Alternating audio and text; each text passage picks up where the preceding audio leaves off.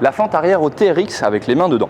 Donc déjà, il faut bien régler la hauteur de notre sangle. Généralement, on met la poignée à hauteur du bassin. Là, tu vois, elle est un tout petit chouïa trop petite, donc je vais la remonter. Qu'est-ce que je fais? Je mets le bloqueur à parallèle au sol et je viens le lever. Là, il y a différentes petites cibles au fur et à mesure, c'est les petites coutures. Essaye de mettre dedans à chaque fois et que tu puisses le voir à l'avant. Donc tu desserres un tout petit chouïa et tu vois, moi à l'avant, je le vois. Et je vais faire la même chose de l'autre côté sur celui-là. Donc je mets parallèle et je remonte. L'installation correcte. Hop. Et là, je le vois, ils sont symétriques du coup. Yes, c'est bon. Je compare avec les deux lignes des coutures. Je viens saisir les deux TRX. La petite sangle, elle me gêne. On la met dedans si jamais. Tchouk. Voilà. Là, je ne serai plus embêté.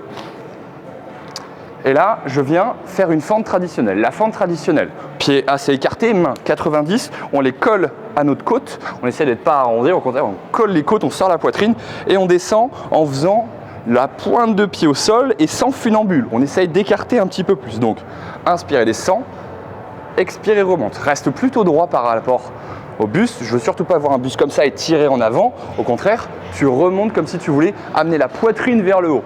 Inspire, expire.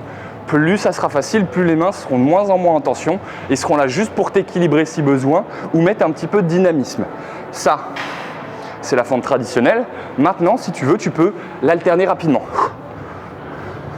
La faire en saut. Ça dépend de ta facilité ou pas, mais le saut rajoute un petit peu de difficulté et permet de stabiliser et de bien maîtriser la fente à la réception.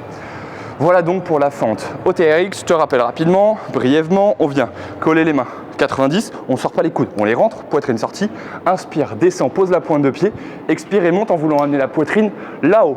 Inspire et descend, expire et monte. Tire de moins en moins sur les bras, utilise la force des jambes, surtout sur la jambe avant. La jambe arrière n'est que stabilisatrice.